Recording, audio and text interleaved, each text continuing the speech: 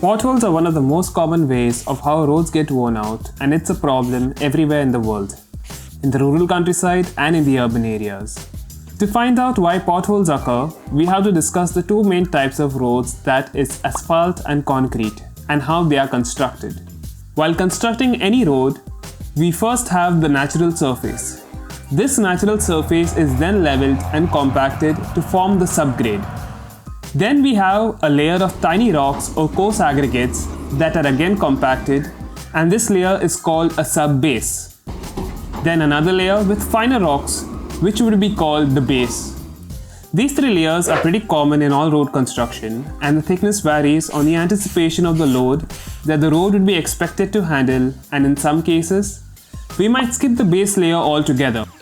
Then finally, we have the surface course, which is chosen as per cost, time and the load it has to bear. This could be asphalt or concrete. In concrete, aggregate is mixed with cement as a binder.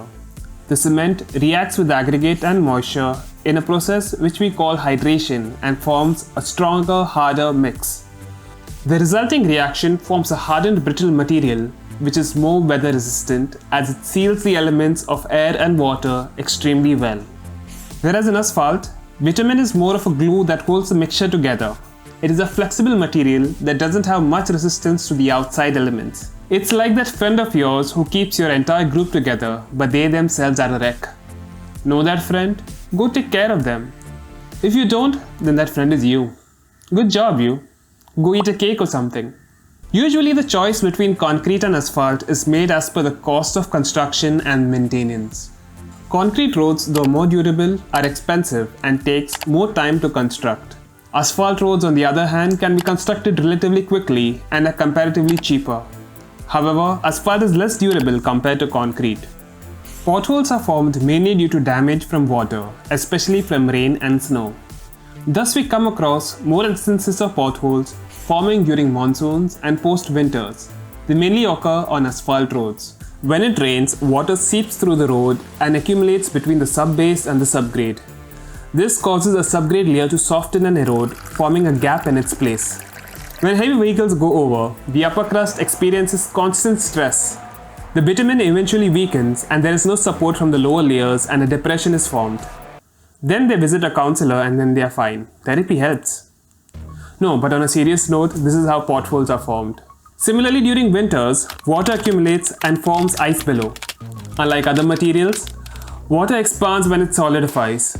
Post-winter, the ice melts and a gap is created, causing the same deterioration in the road. Once formed, these potholes can grow to a large size as it chips and weakens the surrounding material and breaks it off due to the weakened bitumen and the constant stress of traffic. Potholes do not occur in concrete roads as they repel water, and unlike bitumen, concrete is a chemical hardened layer. However, over time, due to the brittle nature, they are exposed to heat and stress from vehicles, which causes cracks. And these cracks further expand, simulating a pothole. If attention is not paid, they can further increase and cause the same damages as potholes. Concrete roads nowadays are therefore reinforced with steel to increase their flexibility and increase their overall life. Potholes can cause a variety of damage to your vehicles in terms of flat or damaged tires, cracked or bent wheels, poor wheel alignment, and damage to your vehicle's suspension. It also causes slowdown of traffic, which wastes a large amount of time. It is one of the major causes of accidents for motorcycles. So please wear a helmet. So now we talk about how potholes can be prevented. First, we have to inspect the surfaces regularly. No matter how well they are constructed, roads have a life. So you too need to get one. But the roads will eventually wear out due to continuous traffic. So scheduled inspections can help anticipate the damage and rectify it before they grow. The second way is to keep the roads well drained. If an adequate plan has been chalked out, the water can head straight to the drains and avoid seeping through. The third way is to ensure surfaces are watertight. Sealing the roads with a thin layer of asphalt can ensure it remains watertight, and regular maintenance can prolong the life of the road. Fourth way is to inspect while constructing. A thorough inspection should be carried out during construction, as contractors tend to cheap out by not adhering to standards and use a thin layer of subbase, which leads to a lower life of the roads. And the sixth way is to reduce traffic.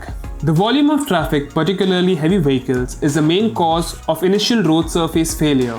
Restricting the use of large vehicles on minor roads can ensure they stay in a better condition for a longer time. So there it is, potholes are inevitable and will eventually show up no matter how you construct your road. So there you go, you can tell your friends and family. Feel smart about yourself and give yourself a big certificate or whatnot. If you like this video, please consider subscribing. I will be posting more such videos every week. So see you in the next one.